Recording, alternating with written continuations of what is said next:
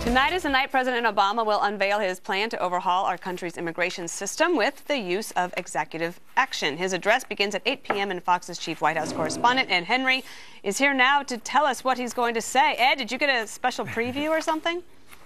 Well, you know, they're giving us little tidbits here and there. I mean, I think a lot of what you've already been talking about is really the central thrust of this, which is, you know, expanding the number of illegal immigrants who can get some temporary legal status in the country. I think one of the maybe surprises will be that the president is going to try to also talk about executive action he's taking on border security.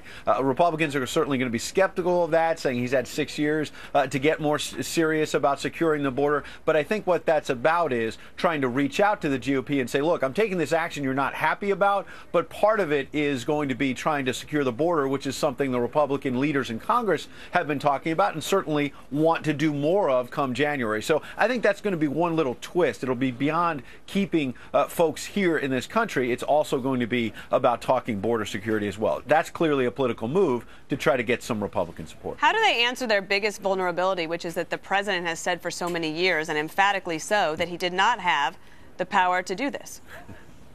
Well, part of what they claim is that when the president said, "I'm not emperor," he was referring to the idea that he could stop all deportations, or the fact that some protesters on the campaign trail over the years have said, why don't you just take the Senate bill and throw it into an executive order, and that he was reacting to that. That's not completely true. Yes, sometimes protesters were shouting at him saying, take this dramatic action, take the whole Senate bill. But other times, I've been on the road with him, and protesters were just saying, do something, anything, take executive action. And he kept saying, I'm not an emperor, I can't do that. Well, that's a flip now, what he's doing tonight, and that's a political problem for him. Hey, Ed, they've made a pretty compelling argument over the years that they've spent more money on border security, on defense, and the number of agents have increased dramatically.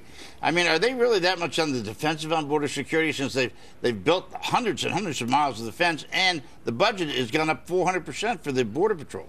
Well, I think the bottom line for both parties, and we saw this in the Bush administration as well, is it's not been a shortage of funds going to the border. It hasn't been a shortage of let's throw money at the problem. But I think that probably a vast majority in our audience doesn't really believe that the money has necessarily been well spent over the years, because we still see people getting across that border, regardless of how many miles has been built or not built, regardless of how many more Border Patrol agents we hire, we still have a crisis at the border. And I think that is something that's a challenge for the president as he makes this case. Hey, Ed, you know, I threw a theory out here, and Dana told me I was on Crazy Town. I was on the Crazy Town Express. No, not you. Why tonight? Why November 20th? I think very simple answer, which is that there were some advisors urging the president wait until December. My sense is he decided in the end, from talking to his advisors, that Republicans are going to criticize this whether he waits a month or not. Time to just get it out there. Pieces of it have already leaked out. And he's been playing a lot of defense on this. He finally wants to try, and underline the word try, to go on offense. It may backfire on him, but he wants to at least define this debate on his own terms. Greg? Ed, great to see you, as always. You bring so much life to the show. I'm ready. Is he going to discuss anything about the process? Like, what happened? So they get a temporary stay. What kind of process? Do they go into the back of the line that Bob says? Do they get benefits? What do we know happens next after they're allowed to stay?